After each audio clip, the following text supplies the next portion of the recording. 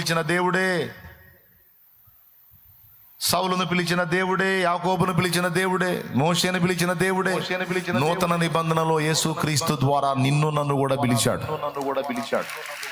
ప్రయాసపడి భారము మోయిచున్న సమస్త జనులారా నా యొద్దకు రండి, నేను మీకు విశ్రాంతిని కలుగజేస్తున్నని పిలుపు మనకే. ఆ పిలుపును బట్టే వచ్చాం సంఘంలోకి. అంతవరకు ఓ పిలుపు అయిపోయిందా? ఇప్పుడు మళ్ళీ సంఘంలోకి వచ్చిన మనల్ని రెండో పిలుస్తాడు. రా, నీవు నా సేవ చేయాలి అని. కొంతమందికి ఆ పిలుపు స్పష్టం, కొంతమందికి అర్థం కాదు. మీలో ఎవరికైనా దేవుని ప్రత్యేకమైన పిలుపు ఉంటే నువ్వు ఎందులోనూ నిలబడలేవు, ఏది నీకు దొరకదు. ఏదో బతుకుతుంటావు కానీ శూన్యమే. మళ్ళీ ఆకలి ఉండనీయుడు, ఆహారం పెడతాడు, సావనీయుడు, బతకనిస్తాడు. కానీ రావాల నువ్వు పిలుపులోకి, ఆయన పిలుపుకు లోబడిందాక, ఆయన చెప్పినటువంటి ఆ చిత్తం నెరవేర్చిందాక. ఎందుకంటే నీ హృదయంలో ఆశ ఉంది దేవుని కోసం బతకాలని. కానీ ఈ అహిక విచారాలు అనేవి నిన్ను ఒత్తేస్తున్నాయి గనక దేవుడు అంటాడు, వాటిని వదిలేసే, రా, నేను నిన్ను వాడుకోవాలదా అంటాడు. ఆయన పిలుపుకు నీవు నేను మనం లోబడాలి. కొంతమంది అన్న నేను ఏదన్నా చేయని, నాకు ఏది సఫలం కావట్లేదన్నా, అందినట్టే అందుతుంది పోతుందని బాధపడతాం. నేను అంటాను, ఒకవేళ దేవుడు ఏదన్నా పిలుస్తున్నాడేమో చూసుకో.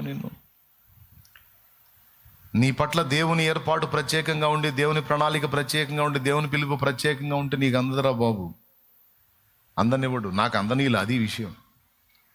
నీ ఏదన్నా చేయని రెడీగా ఉంటుంది దరిద్రం ఎదురుగా.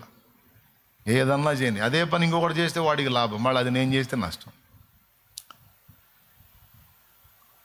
ఆఖరికి ఒకటి మంచి దొరికింది అనుకుంటే అది ఇచ్చి దానిలో సమృద్ధినిచ్చి పిలిచాడు, దా వదిలేసిరా అంటాడు. దేవునికి స్తోత్రం, హల్లెలూయా.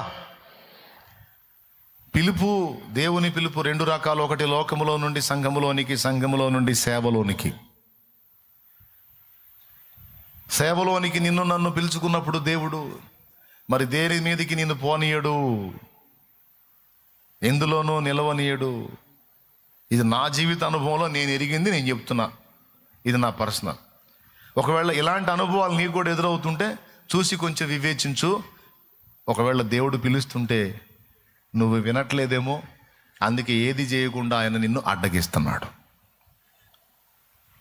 నా చదువుని కొనసాగనీలా, నేను చేసే వర్క్ని కొనసాగనీలా, వ్యాపారాన్ని కొనసాగనీలా, దేన్ని కొనసాగనీలా, అన్నిట్లో అడ్డొచ్చాడు.